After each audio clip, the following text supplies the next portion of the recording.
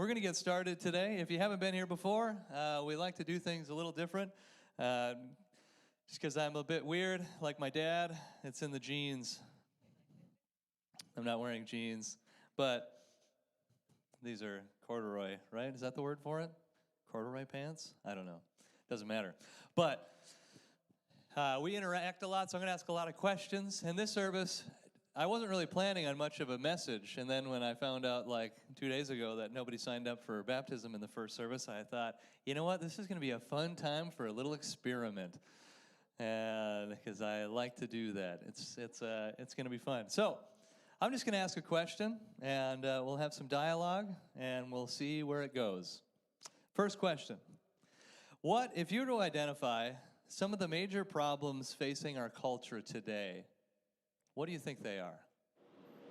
Entitlement. Entitlement, okay. What else? Hate. Hate.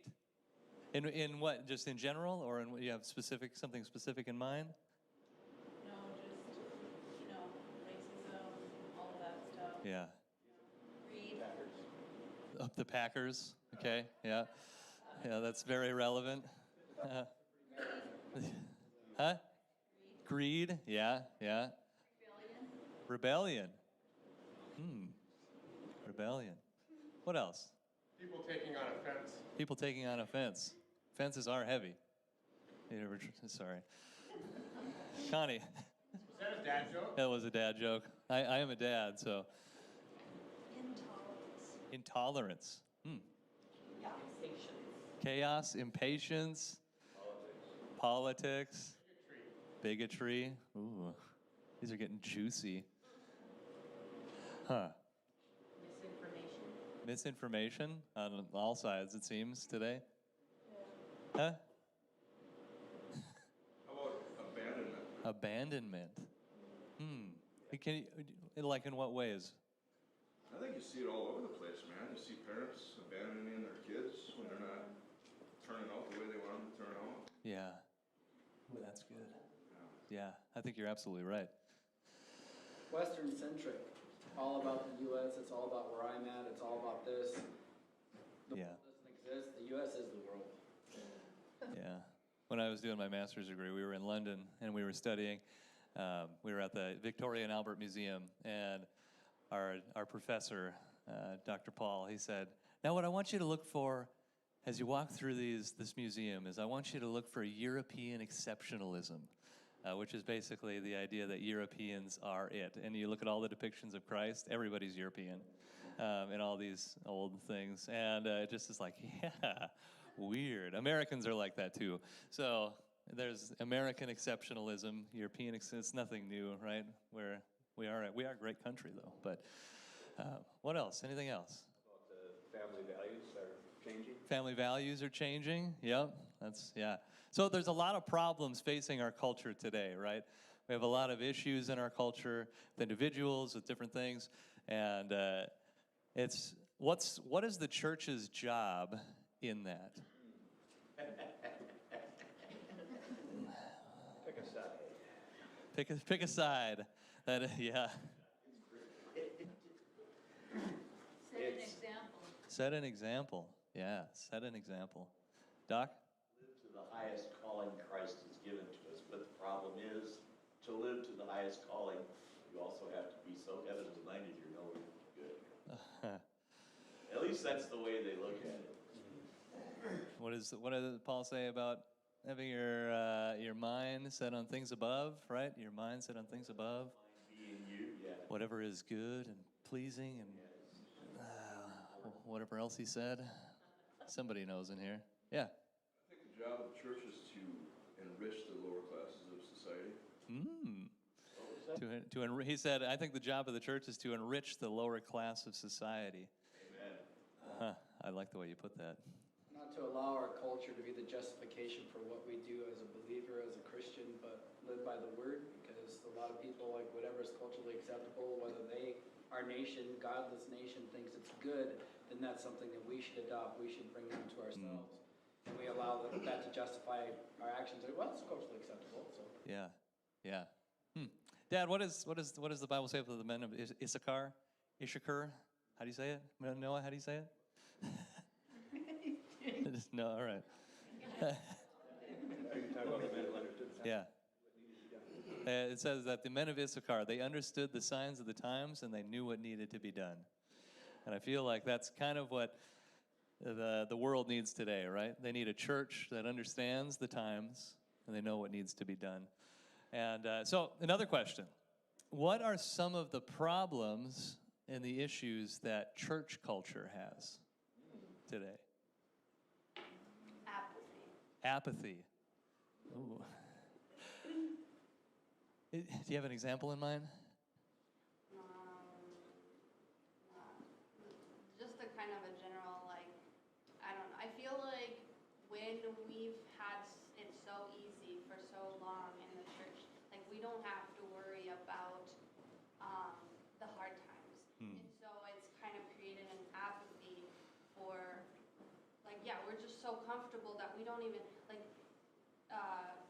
people are losing their faith over like some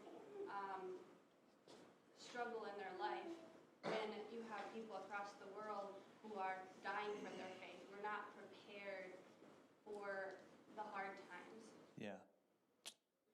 Yeah. I think we're so concerned about causing offense. No, the truth is, without Jesus, you will not see heaven. But we just skirt around that Yeah. and pick all sorts of other subjects to talk about. That's the issue. Yeah. We don't want to be offensive. Right. Yeah. Ooh, good stuff. Corey. Well, my mother-in-law kind of said it, but she always does. Well, Classic mother-in-law. Sorry. have I now become your enemy because I tell you the truth? Yeah. We need to be afraid to not tell people the truth, even though they might be offended. Yeah. That's the direction of society is we're so afraid that someone's going to get offended. Yeah, it's true. Yeah. Caleb. I think we idolize church leaders and church celebrities, as well as I think we try really hard to impress other Christians. Yeah. That's good. So if you didn't hear what he said, I think we idolize church leaders and what else? Church celebrities. Church celebrities, yeah. And we try to impress other Christians. You need to stop being professional ear scratchers. Ooh, yeah. Oh, boy. We need to stop being professional ear scratchers if you didn't hear that. Yeah. I think that there's too much focus on all the good things that Jesus brings instead of having a true reverence of God. Ooh. She said, I think there's too much of a focus on all the good things that Jesus brings and not on a true reverence of God. I think there's some truth in that. Yeah, Holly. There are a couple. One, I think, is gender inequality. And the other is, we said it about the culture, but honestly, I think that hate and entitlement are just as strong here. I think that we use our beliefs to hate other people who aren't Christians, and that's not how we should be treating them. Yeah. Ouch. Leave it to Holly and give you a zinger. That's good. If you didn't hear what she said, well, you want to repeat it louder? Yeah. One of them is gender inequality, and the other is, we said it about the culture, but hate and intolerance and elitism affect us just as much. That we use our beliefs to justify hating people who aren't Christians, and by doing so, we ostracize them from ever coming in. Yeah. Yeah. Oh, that's good. Dave? Dave Vernoy. So I've heard it said, so it's engagement, right? And I heard it said that like only 10% of the church tithes and only 10% of the church serves. And how do we engage the body, Yeah. the full body, to actually do the work of the ministry to our own church, to our own city? How do we engage the believer? And I'm a firm believer, like the newcomer, like where I come from, we always say the newcomer is the most important person there. But like, if you've been saved for 5 years, why are you coming to church? Are you coming because, and I heard this said too, that most people come to church because of either tradition or because they need a need met. And I remember when I came to the church, it was because I needed I needed a need met. My mom just died from a heroin overdose. I needed a need met. Like, I needed something from the church that I didn't deserve because I wasn't even a member or a casual attender there. I met my wife there. But like, it was out of a need. But like, why are we coming to church? And where I come from, it's like the newcomer, the unbeliever, or the unchurched is the most important person here on one sense, because they need to gain the concept and the grasp the possibility of what salvation means for them, and stop living as a citizen of earth, but a citizen of heaven, right? Because we do have dual citizenship here, but and once that concept is in and planted, and you start going through, and if you've been saved for some time, you've been baptized, you've been coming to church for a while, like it's time to like take on the next discipleship. That's learning how to serving the people and serving your community. Yeah, that's good. I think so. I'm going to sum up what you said. One of the things we kind of pseudo mentioned on the peripheral is about one of the critiques of our culture is probably consumerism, and it's also a problem in the church. We have a consumeristic mindset. I'll come and I want to be a part of this community, but I want you to set it all up for me, and I want it to be convenient for me, and I want it to be this for me. And I think that's a big part of some of the issues that a lot of churches are facing, is that consumeristic culture has been embedded in the church as well. Feed me, yeah. Feed me, yeah. It's a business transaction. The church has kind of become a business. Yeah.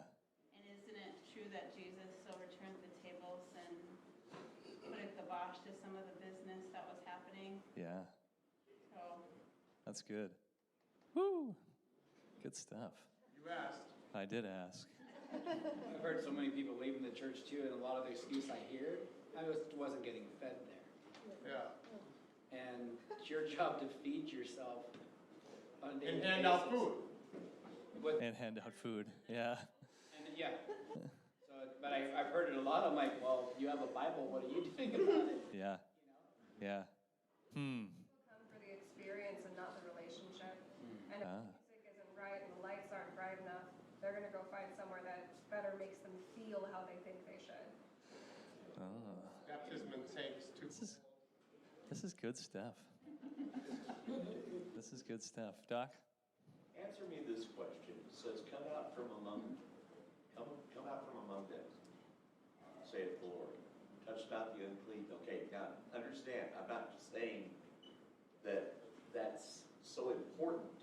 It's the idea that when we do come out, we also at the same time remain relevant. Yeah. And I think that's the big, you said it very well, relevancy. I hear this, okay, God forbid, Black Lives Matter. All lives matter. Every life matters to Jesus Christ. He died for all of us. He didn't just die for these and that. He died for everybody. And this nation has polarized so badly. I mean, my wife and I get into spits at times. Yeah, right. My wife and I. I want to be right. And that's not the way it's supposed to be. We're supposed to be a Ooh. Yeah. Yeah. I have a thought. Something I was thinking about the other day. You reminded me of. I was thinking about the fact. What was it? It was about the grace of God. I was thinking about the grace of God, and I was thinking about how oftentimes we'll say, well, that person's not allowed in. Well, that person's not allowed in. That person's not in. That person's not in. But it just struck me, shouldn't my heart be, oh, God, I pray your grace goes that far. Oh, God, I pray that you'd make a way for them. And that my heart would just be, then that just asked me the question, do I really love people, or do I just love being right? No. And I hope it's that I really love people, And this makes me, you're talking about being separate as well. Mom, were you going to say something? I was just going to say that we live in a culture of selfishness, And then it does creep into the church where we just want what we want. Yeah. And we just get things so quickly. We live in America, we have all this stuff we need. And I think that can come through in the church setting too. We're like, I didn't get my way, so I'm going to the next church. You know, we didn't have, I wanted burritos this morning. They made French toast. But anyway, no, but selfishness is a huge problem for all of us. Even I'm talking about myself too. We're just so comfortable. Yeah. Yeah. Holly. I think also the sense of divisiveness that we have in that we have no room for flexibility or exploration or for differing points of view. Like if we differ, we create an entirely new denomination. Yeah. Become this fractured body. Yeah. Yeah. It's interesting. There are definitely some issues in church culture broadly, and specifically, we're talking America. It's hard to say because culture is so different. If we were to go to China or something, it'd be way different. And so, Corey? Well, you said something there. So Psalms 37. So what you were saying, so it says, cease from anger and forsake wrath. Fret not thyself in any wise to do. For evildoers shall be cut off, but those that wait upon the Lord shall inherit the earth. And there's one in Proverbs that kind of parallels it, to not be angry at evil men because they'll wither and they'll be cut off. So I think what you were saying a minute ago, when you're born again, your heart becomes new, and you have compassion for the unlovable, which is once who you were. Yeah. Even the people who are maybe ultra wealthy and maybe not so honest sometimes, and sometimes we can be jealous or and rather than angry at their deeds, but rather changing our hearts to compassion for those people because they're getting their inheritance right now in heaven. Yeah. Yeah. Right. Unless they repent and believe in Christ, they're going to perish. So here's the thought. Here's the thought I had. The other day at staff meeting, or we were at a leadership meeting, and you have something that happens to you where you say something, and as you say it, you realize it, and then you think about it, and you're like, oh, wow, I haven't thought about that before, even though I just said it. And that happened in the leadership team meeting. We're talking about why is it so hard for American Christians to really be like sold out and to give it all. And I was just thinking about Jesus had said how hard it is for the rich to enter the kingdom of heaven. If you're an American, you're rich. And I think we always compare ourselves to like, well, I'm not Jeff Bezos, so I'm not rich. But compare yourself to Jesus' disciples. Jesus said, I have no place, foxes have holes, but the Son of Man has no place to rest his head. Jesus didn't have much. His disciples didn't have much. And so if you compare yourself to the disciples, we're all very wealthy. And how hard it is for the rich to enter. And I think that's all of us. How hard it is because, why do you think that is? Why do you think it's hard for the rich to enter the kingdom of heaven? Because you don't have to depend on anyone but yourself. Ooh, you don't have to depend on anyone but yourself. Good. Holly. To enter the kingdom of heaven, you need to operate in stewardship, which means to live your life open-handed, not closed-handed, and people don't want to give up what they've received. I was wondering if there's ever, I have this suspicion, and I want to see if there's any studies done on it. I have a suspicion that poor people are actually more generous than people with money. I just have the suspicion because it seems like the more you get, the more you want to keep. It's because of empathy. A poor person can empathize. And you're talking to a guy that had no place to lay his head. Yeah. I lived on the streets and as a homeless person. Yeah. So like, I had and if I ran into you and I was eating a slice of pizza and you had nothing, I would give you some of that pizza. Because I understand where you're at and where you're coming from. So there's a place of empathy that somehow is like fostered with inside of the hardest of hardships in life when people have to go through some of the worst traumas and tribulations and trials of their life. Yeah. It creates empathy. That's good. Huh. Heather. I did see a video. They did a social experiment like that. I believe it was in New York, where they would accidentally drop their wallet near a homeless person, and then they would video them, from afar and see what they would do with it.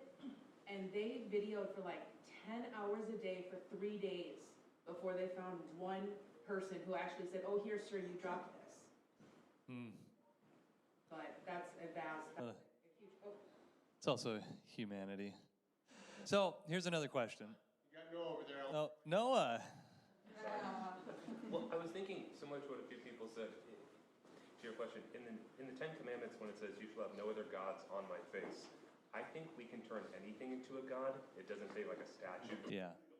And so I think if there's, whether it's, if I were to lose my car, would I not be okay? If I were to lose my home, would I not be okay? If I were to not have my phone on me, would I be really upset? And would I lose that peace that God is giving me? And if the answer is yes, then I kind of put that on the face of God, and I put that between God and I and our relationship, and that, Yeah. It's written on your heart. Yeah, anything can be a god. Well, I feel like especially money, right? Money is an easy one to make your god. Gary. I've been thinking about something, but in the Bible, we're given many examples of how people try to cover up their sins. Because we are all sinners, and none of us live a perfect life. Right. And when we make that mistake, we need to go to God for forgiveness and not try to hide it. But as our sinful nature, it tries to cover this up. And that's when that's why things start to get messed up in the church. That's why things start to get messed up in our society, because we won't deal with the actual truth that we're supposed to follow. Yeah. And so we as Christians are just as guilty as those who are not. Yeah. Well, I think, one of the things I've been thinking about, I'm going to move on to something here real quick, is the biggest problem with Christian culture is you and me. And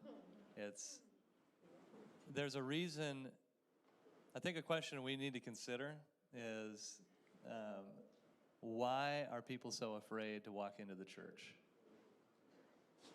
We've got lots of people. You've heard it before. I've heard it from people that aren't Christians. And I'm like, hey, we're having this game night over at the church or something. And they're like, well, I'm afraid I'm going to get struck by lightning, right? And a lot of us have heard something along those lines of reasons. But what's the real reason? I think it was actually Gandhi who said, I would be a Christian if it wasn't for all the Christians. And so... I think the problem is you and me, and how do we, Dave. When's the last time anyone invited someone else to church? And it's fairly easy. We met a friend yesterday of the kids, and kind of sad story. He's a single dad, just lost the daughter's mom. And I said, hey, I don't know where your beliefs are at, but I just want to let you know that, and he knew I was a pastor, so he probably knew this was coming, right? And I said, I just want to give you an open invitation. If you're ever searching or seeking, that go ahead and get a hold of me. I said, we belong to a smaller church. It's non-threatening. We have a community meal at the very beginning of service. And he says, yeah, he said, I haven't been invited in church in... It was decades. It was this is just... and I'm like, and our old pastor's and I was in the bathroom, and I was like, should I invite him? Does that kind of be too pushy? Is it too godly? He already knows I'm a pastor, so if he has questions, he could ask me. And I remember our old pastor says, people don't come to church because you don't invite them. They don't know that there's an open invitation there. Or they're going to know someone. And you try to soften the ease as much as possible so that they feel more welcome to even come in through the door. because to them the doors are locked anyways. Yeah, oof. Yeah, I think that's really good. That's a reason actually we have community breakfast, is the whole goal behind that is that you can invite somebody and maybe they haven't been in church in decades and they're too afraid to be in this service. You spend the service out there talking with them. We want to ease people in. And just like, you know what, it's okay. You don't even have to attend the service. I'll sit out here with you, we can eat breakfast, and we can just chat. And that's okay. I'm not going to get offended if you're out there talking to a buddy you invited the whole time. You're making and building relationships. Right. And that's doing the work of the ministry, right? Yeah. And it takes church leaders to be sensitive to that person that's coming through the door. Yeah. Yeah, I know of a young man who came in at the wrong time and he was asked to leave. Huh. Yeah. Holly. I think that one of the things that stops people from coming or makes it difficult is that we have a lot of worship songs that focus on the idea of come as you are, and yet we don't often receive them as they are. Like, we want to do the work of fixing the sin before they've even established their relationship with the Lord. Yeah. Like, we think that, like, oh no, we have to make sure you look a certain way, or you adjust your lifestyle and then you can come, and yet we are constantly saying, oh, come as you are, but then we don't want them when they come as they are. Yeah, that is good. That's actually part of the reason I never dress very nice.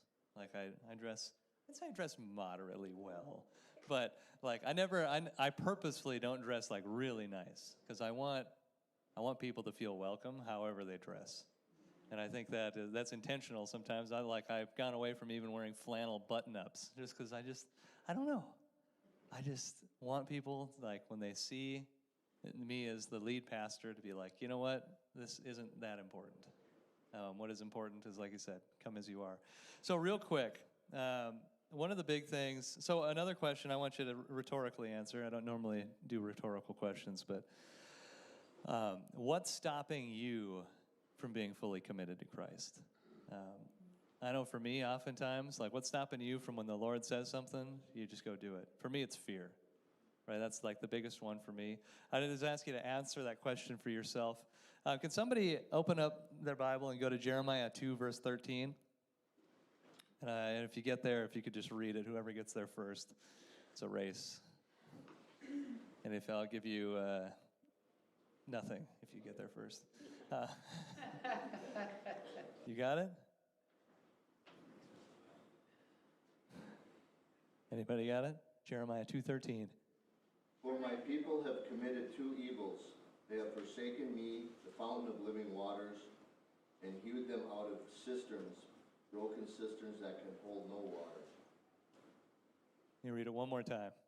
For my people have committed two evils. They have forsaken me, the fountain of living waters, and hewed them out cisterns, broken cisterns that can hold no water.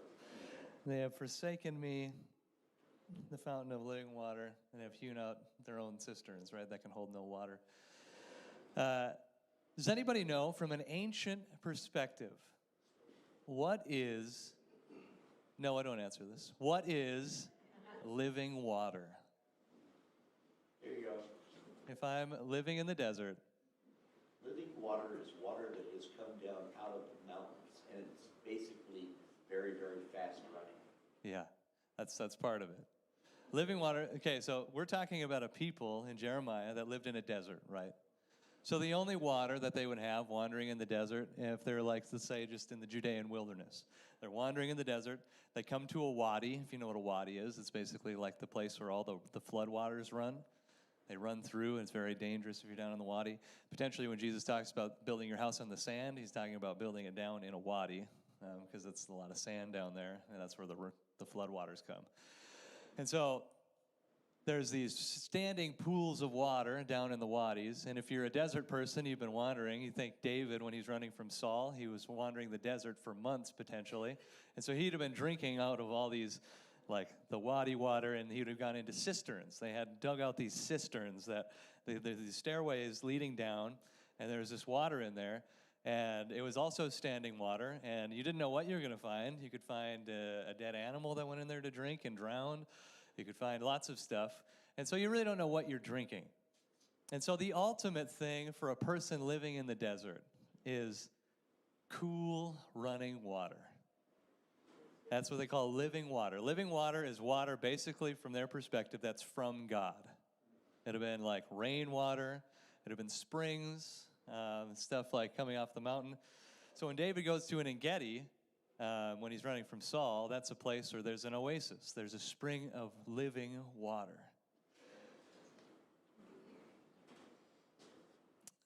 Now, I think as Christians, you and I are meant to be desert people. We're called to be desert people and to wander because the world also lives in a desert. Because we need to be where people are. But God will provide living water to refresh us. And so my people have committed 2 sins, right? They've forsaken me, the fountain of living water, who can provide that refreshing stream. And they've dug for themselves cisterns that hold no water. How often in our lives, and yours and my life, do we do things in our own attempts, right? We take everything into our own hands. We say, well, I'm going to make this happen. I'm going to do this. I'm going to dig this cistern that can hold water. And we try to get refreshed by things that are other than God. And so I think this is a question for all of us. How much time, practically speaking, do we actually spend with the fountain of living water? Jesus said to the woman at the well in John chapter 4, everyone who drinks of this water, well, he said, if you knew the gift of God, who it is that is saying to you, give me a drink, you would have asked, and he would have given you living water, which is a stream, right? Everyone who drinks of this water will be thirsty again, but whoever drinks of the water that I give him will never thirst again. The water that I give will become in him a spring of water welling up to eternal life. I think there's something here for us, that when we accept Christ as the living water, he's not only our living water, but he becomes a spring within us, which I think is meant for others. And if we're holding that, that's the thing. You can't live in an En-Gedi. You're not meant to. Yeah, that's right. You're not meant to live there. But I think as Christians, especially as Americans, that's the comfortable place to be. So that's where we want to stay. But God is saying, no. I need you out with people. People are wandering the desert. Their throats are dry. They've had nothing good to drink. Go give them good drink.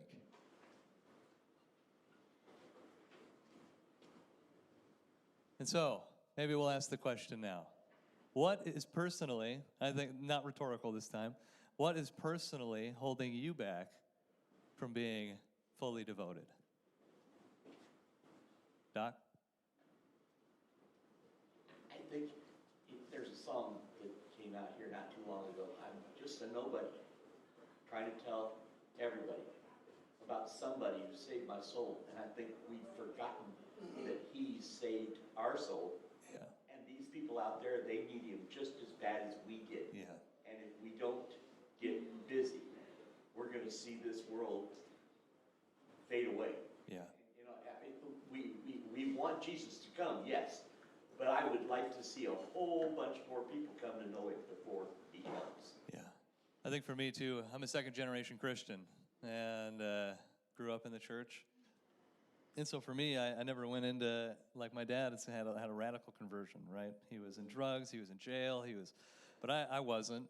I made some dumb mistakes, right? I did some stupid things, but I have to purposely remind myself what it was like when I was a junior higher before the Lord called me. Like where I was at, I was in bondage to sin. I really was. I had like no control over it. And you got to remind yourself where you came from. Thank you, Paul. And yeah, where we all came from our own spiritual Egypts, right? And Noelle, you were going to say something? Shoot, I got distracted. Oh, see, that's what it is. This is what I was going to say. Yeah. Prime example. Got distracted with this one. Kids. I think is the enemy's tool for me. Yeah. But for a lot of us, we go about our business and we just don't see. Yeah. That, and then, yeah, distraction. I think we need to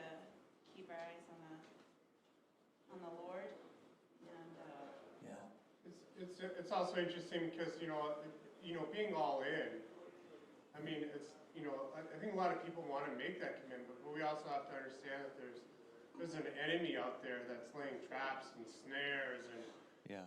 sidetracking and diverting our eyes. Yep. It's a constant. It's a level of spiritual warfare. As a new believer, you don't know how to deal with that. You're constantly being attacked. You're constantly being pulled and drawn into different directions, and it's just. Yeah. Yeah, I think I get what you're saying, but we also can't beat ourselves up. it's true. Yeah. Because we always can do something different and better. Yeah. But we aren't walking on water yet. Not yet. We got some water here if you want to try. The goal is eventually to get there, but sometimes it could be. I've been saved for 6 months and I'm not walking on water yet. Yeah. What is it? So that's something. What does it really mean to have childlike faith? Right? If you think about having childlike faith, think about if you have kids. There's something about being a kid. They have confidence. A lot of kids have this confidence that is just like, my parents love me, and I'm just a kid, And I wonder if that's not, because the older we get, the more we second guess ourselves, the more we're critical on ourselves, the more and I wonder, Jesus' callback to have faith like a child, I think wasn't simply about faith, but maybe it was even about confidence in who, if we're a disciple of Christ, right? If Christ called us, I don't know if you guys remember talking about the Talmudim. If you're a disciple of Jesus, Jesus calls, any rabbi would call someone that they believed could be like them. And if you're called by Christ, then it's because Jesus believes you can be like him. And I wonder if oftentimes our adultness gets in the way of actually believing that. I actually can be like Jesus. And I think that's a big thing that hinders us, right? We don't actually believe we can be. Corey? That's good. So I was going to read something here, and then this would stem off of the cisterns, but I think it has to do with your last question. So Corinthians,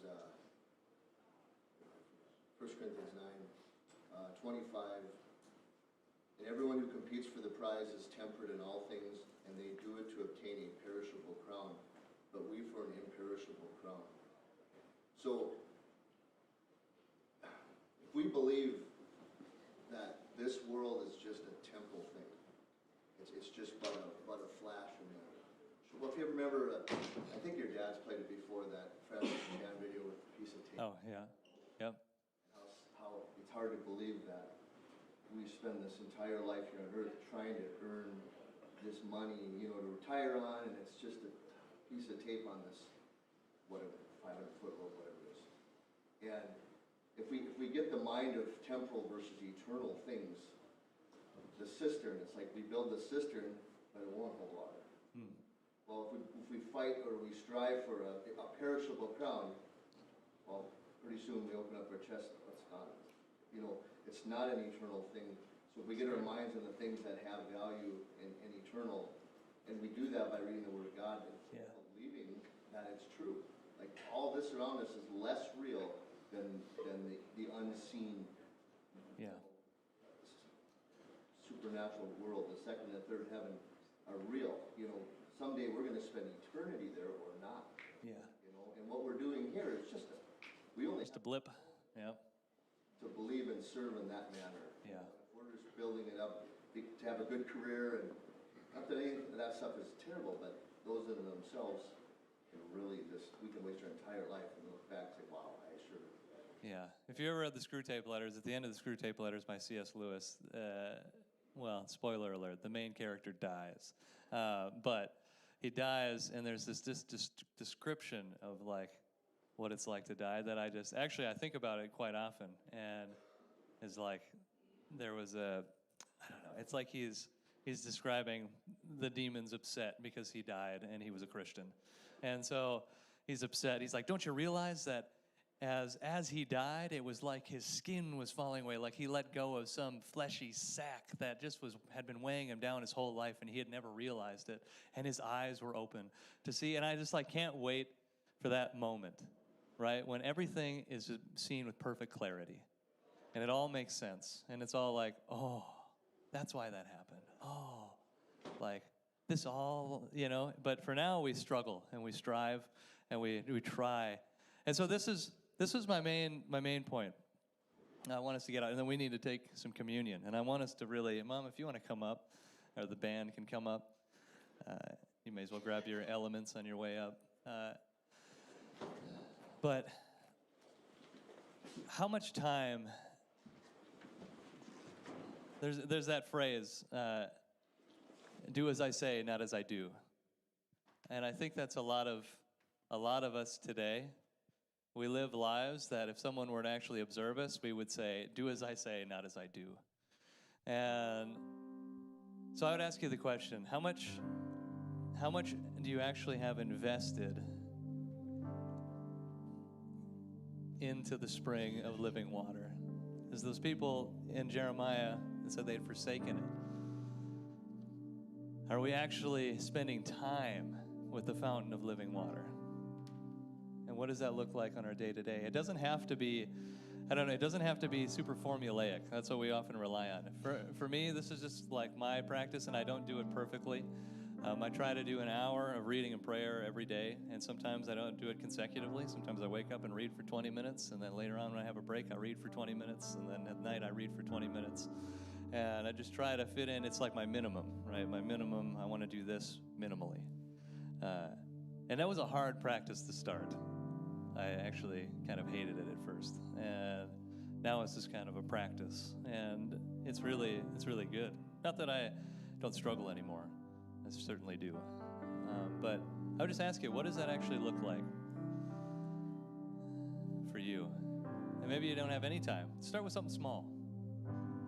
And just 5 minutes reading your word every day. Just something. Start with something.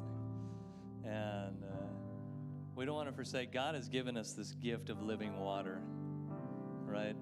We don't want to forsake it. And it's meant to be poured out into others so that they can also have that spring of living water.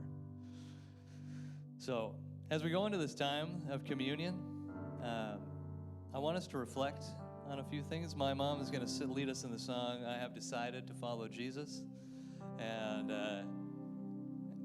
my challenge to you this morning is, if you don't mean it, don't sing it. I think we take our words lightly. I was just reading Matthew 13 last night, and Jesus was talking about how you will be, well, it's a scary verse, you will be judged by every careless word you speak. And I think let's consider, do I really mean it? And if you do mean it, which I think a lot of us do, if you really do mean it, I want you to sing it like you mean it. So let's get up. Let's come and grab the elements, the cup and the cracker, and find your seats, and we'll eat and drink together.